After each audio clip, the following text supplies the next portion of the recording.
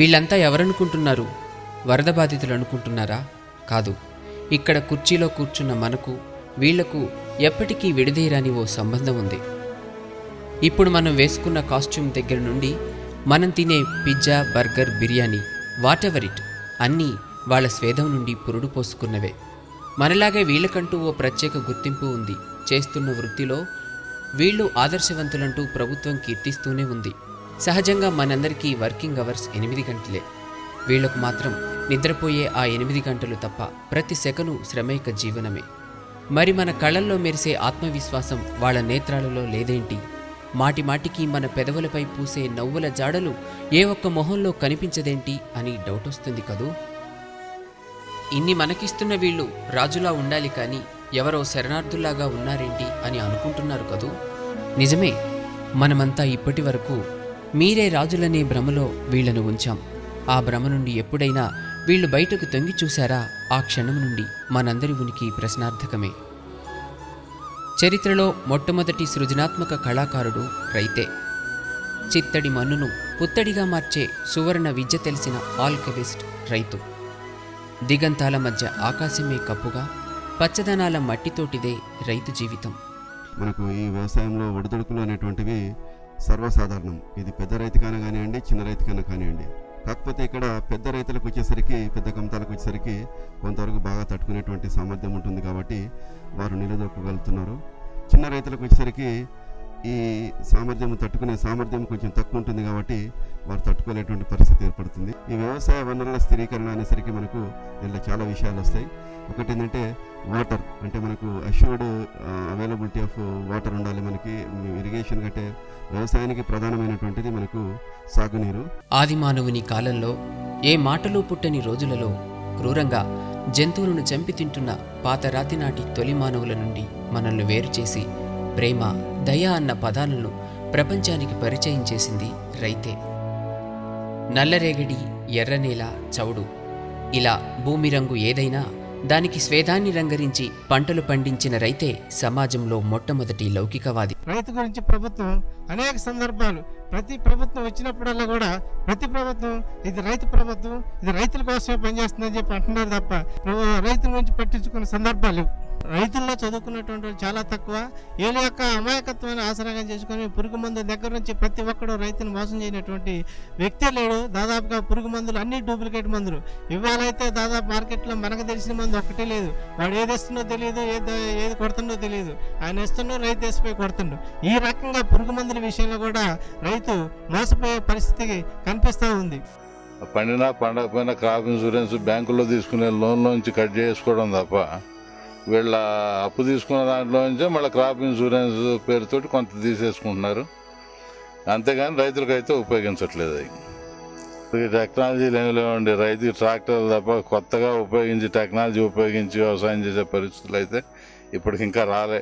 అవి ఇంకా రైతుల దగ్గర రాలే, వ్యవసాయ అధికారుల దగ్గర లేకపోతే ఆ కంపెనీల దగ్గర ఉన్నాయే తప్ప రైతులు వాటిని అవగాహన చేసుకొని వాటిని తీసుకొని పండిద్దాము, వీటిని ఉపయోగించుకొని పండిద్దాం అనుకునే పరిస్థితి అంత ఎడ్యుకేటెడ్ ఇంకా కాలేదు. అగ్రికల్చర్ అన్న పదం నుండే ఈ కల్చర్, సంస్కృతి అన్నది పుట్టింది. వ్యవసాయమే మన జీవన సంస్కృతి. Without agriculture there is no culture. మొట్టమొదటిగా ప్రతి భారతీయుడు గుర్తుంచుకోవాల్సిన విషయం, మన సంస్కృతి, సంప్రదాయం ఇత్యాదులన్నీ కూడా మొట్టమొదటిగా వ్యవసాయం మీద ఆధారపడి ఉంది. మొట్టమొదటి మనకి అగ్రికల్చరే ఉంది, అంటే వ్యవసాయమే ఉంది. ఆ వ్యవసాయం ద్వారానే మనం చాలామందికి ఉద్యోగము లేకపోతే ఉపాధిని కల్పించేవాళ్ళం. యుగ యుగాలుగా ఈ వ్యవసాయం మీదే మనం ఆధారపడి ఉన్నాం. ఈ వ్యవసాయం, ఈ పంట లేకపోతే మనకు అసలు జీవనమే లేదన్నమాట. అంటే ఎలాంటి దేశానికైనా కూడా మొట్టమొదటిగా కావాల్సింది ఏమిటయ్యా అంటే ముందుగా వ్యవసాయం కావాలి. మనం అందరం కూడా డబ్బు సంపాదించుకుంటున్నాము, ఆ డబ్బు ద్వారా ధాన్యాన్ని లేకపోతే పప్పు ఉప్పులను కొనుక్కుంటున్నాం అనుకుంటున్నాం.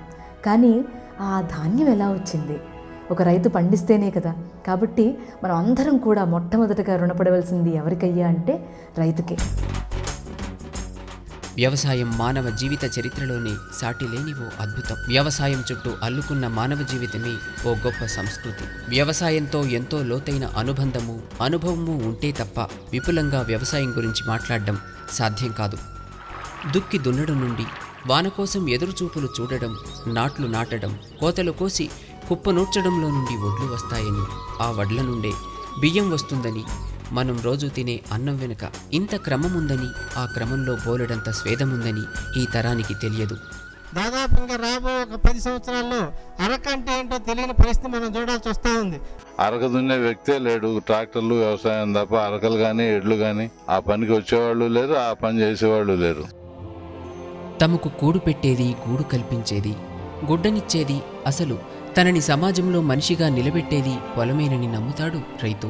ప్రస్తుత పరిస్థితుల్లో రైతులు దుర్బల స్థితిలో వ్యవసాయం చేస్తూ ఉన్నారు. ఈ పరిస్థితుల్లో వ్యవసాయం చేయడం కూడా ఎందుకు అనిపిస్తుంది, కానీ ఉన్న పొలాన్ని ఏం చేసుకోవాలో అర్థం కాక ఖాళీగా ఉంచలేక అటు ఏదో ఒక వ్యవసాయం చేద్దామనే ఉద్దేశంతో మనం వ్యవసాయం మొదలు పెడతా ఉన్నాము. ప్రపంచంలోని శ్రామికులలో 42% మంది వ్యవసాయ రంగంలో పనిచేస్తున్నారు. అందుచేత ప్రపంచంలోనే అధిక శాతం ప్రజల యొక్క ముఖ్య వృత్తి అయ్యింది. అయితే వ్యవసాయ ఉత్పత్తి ప్రపంచ ఉత్పాదనలో కేవలం 5% మాత్రమే. వాడు ఏదన్నా కొనుక్కో, ఏదన్నా ఒక ఇండస్ట్రీలు పెడతారంటే కోట్లు అప్పు ఇస్తున్నారు. 50 ఎకరాల రైతుకి అప్పు కోసం పోతే అప్పిచ్చేవాళ్ళు లేరు, ఇక్కడ జనం పనిచేసేవాళ్ళు లేరు. ఈరోజు కోటాను కోట్లు ఎగ్గొడుతున్నారు పెద్ద పెద్ద కోటీశ్వర్లు, కాంట్రాక్టర్లు. కానీ అదే రైతు నుంచి ముక్కుపిండి వసూలు చేస్తున్నారు, వాళ్ళని ఇబ్బందులు పెడుతున్నారు, వాళ్ళ పొలాలు జప్తు చేస్తున్నారు, వాళ్ళ ఇల్లు జప్తు చేస్తున్నారు. మరి కాబట్టి పండిన పంట గిట్టుబాటు లేకుండా బాధపడే రైతుల గురించి గుర్తు తెచ్చుకుందాం. వాళ్ళకి కల్తీ లేని విత్తనాలు, ఎరువులు మంచి ఎరువులు, విత్తనాలు సప్లై చేద్దాం. చేయించే దిశగా మనమంతా కూడా కృషి చేయాల్సిన అవసరం ఉంది. రైతు ఆదుకోకుండా ఈ ప్రభుత్వం నాన్న ఇబ్బందులు పడితే రైతు పండిపోతే దాంతో ఆనుచోద్దండి. వాళ్ళు ఏసీల్లో కూర్చొని సన్న బియ్యం తినేది ఏదండి? రైతేగా, రైతు వల్లనేగా వాళ్ళు సన్న బియ్యాలు తినేది, రైతు పండితేనేగా. అదే కాటన్ పత్తి పండిపోతే వీళ్ళు డ్రెస్సులు, సోకైన కాటన్ గుడ్డలు ఇవన్నీ ఆనిచొస్తాయండి రైతు పండితేనేగా. రైతు పండినప్పుడు ఇవన్నీ ఆనిచొస్తాయండి వాళ్ళకి. కద్దర బట్టలు నాయకులకి ఇవన్నీ వచ్చేది కాటన్ పండితేనేగా. అదే రైతుని కాపాడుకోకపోతే ఈ ప్రభుత్వం ఆడ ఉంటుందండి. ప్రభుత్వం వల్ల రైతు నష్టపోతే చివరికి రైతు ఏం పండిలేకపోతే ప్రభుత్వం ఎత్తేయటం తప్ప ఏముండదు. యాంత్రీకరణలో యంత్రాలు వినియోగించడం అనేది ఇప్పుడు జపాన్ దేశపు యంత్రాలను తీసుకొచ్చి ఇక్కడికి మన రైతులకి వినియోగంలోకి తీసుకొచ్చే పరిచేచ్చారు. రైతులు వాటిని వినియోగించడానికి గాను ధరలు పూర్తిగా అందుబాటులో లేవు. ప్రభుత్వం వారు సబ్సిడీ మీద మన యంత్ర పరికరాలను సరఫరా చేసినప్పటికీ వాటి పనితీరు ఇక్కడ మన భారతీయ పరిస్థితులకు, మన రైతుల పరిస్థితులకు అనుకూలంగా లేకపోవడం వల్ల కొన్ని ఇబ్బందులు తలెత్తున్నాయి. వరి సాగులో నాటుకి యంత్రీకరణలో ఇబ్బందులు ఉన్నా కానీ వరి నూర్పిడి చేయడానికి యంత్రాలు మాత్రం పూర్తిగా సంతృప్తికరమైన స్థాయిలో పనిచేస్తూ ఉన్నాయి. ఆ యంత్రాలు ధరలు కూడా కొంచెం అధికంగా ఉండటం వల్ల రైతులు విడిగా కొనుక్కోలేక రైతులు అద్దెకు తెచ్చి, అదే కర్ణాటక నుంచి, నిజామాబాద్ నుంచి, దూర ప్రాంతాల నుంచి తెచ్చి సాగు చేస్తూ రైతులు కూడా దానివల్ల సౌలభ్యాన్ని పొందుతూనే ఉన్నారు. కానీ ఆ యంత్రాల వినియోగాన్ని రైతులకు అందుబాటులోకి తెచ్చే విధంగా ప్రభుత్వం సరైన చర్యలు తీసుకోవడం లేదు. కౌలు రైతుల రుణాలకు పంటల బీమా వర్తించదు. ఎందుకంటే వారికిచ్చే రుణాలను రికార్డుల్లో వ్యవసాయ రుణాలుగా చూపించరు. వ్యవసాయ రుణాలుగా పేర్కొంటే భూమిని, సర్వే నెంబర్లను తెలపాల్సి ఉంటుంది. భూమి యజమాని నుండి లిఖితపూర్వక ఒప్పందం ఉండాలి. కాబట్టి యాజమాన్య హక్కులకు భంగం వాటిల్లని విధంగా సరికొత్త చట్టాలు సవరించాల్సిన అవసరముంది. కౌలుదారులు అయితే ఇప్పుడున్న పరిస్థితుల్లో కౌలు చేసే పరిస్థితి లేదు. సొంత భూమిదారులు వ్యవసాయం చేయట్లేదు, కౌలుదారులే ఎక్కువ మంది ఉన్నారు. ముఖ్యంగా ఎరువుల విషయానికి వచ్చేసరికల్లా ఈ మార్కెట్లో మనకు దొరకట్లా, అధిక ధరలకు కొనాల్సి వస్తుంది. కౌలుదారులకి బ్యాంకు రుణాలు ఇస్తామని చెప్పి ప్రభుత్వం ప్రతిరోజు పేపర్లు వస్తూ ఉన్నాయి. కానీ ఒక్క రైతుకు కూడా కౌలు రైతుకి రుణం ఇచ్చినటువంటి సందర్భం ఎక్కడా లేదు. కాబట్టి బయట మన ప్రైవేటు వడ్డీ వ్యాపారస్తుల దగ్గర పోయి వడ్డీకి తెద్దామంటే 3 రూపాయల నుంచి 5 రూపాయల వడ్డీ తీసుకుంటా ఉన్నారు.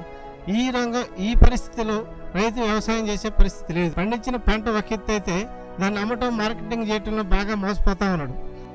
పారిశ్రామిక ఉత్పత్తుల ధరలను నిర్ణయించడంలో అవలంబిస్తున్న విధానం వ్యవసాయ ఉత్పత్తులకు లేదు. ముఖ్యంగా మన దగ్గర ఉన్నటువంటి పంటని మనం రేటు నిర్ణయించే హక్కు మనకు లేదు. అదే ఏదో ఒక పారిశ్రామికవేత్త అయినట్లయితే అతను తయారు చేసినటువంటి వస్తువుని అతను అన్ని ఖర్చులు పోను అతను ఇంత రేటు అని చెప్పి ఫిక్స్ చేసి అతను అమ్మగలుగుతుంది. కానీ రైతు పండించినటువంటి పంట మాత్రం రైతు రేటు నిర్ణయించడానికి హక్కు లేదు అతనికి. మన దేశంలో 1947కు ముందు 45% భూమి సాగులో ఉండేది. అందులో 37 మిలియన్ల హెక్టారుల్లో ప్రధానంగా 2 పంటలు పండించేవారు. 173 మిలియన్ల హెక్టారుల భూమిలో సాధారణ పంటలు పండించేవారు. నేషనల్ క్రైమ్ బ్యూరో రికార్డుల ప్రకారం మన భారతదేశంలో 1997-99ల మధ్యకాలంలో 132 మంది రైతుల ఆత్మహత్యలు నమోదయ్యాయి. 2002 నుండి 2006 వరకు 17,500 మంది ఆత్మహత్యలు జరిగాయి. ఒక్క 2008లోనే 16,196 మంది రైతుల ఆత్మహత్యలు జరిగాయి. ఢిల్లీ లాంటి మహానగరాలలో సంచరిస్తున్న యాచకులలో 33% మంది రైతులేనట.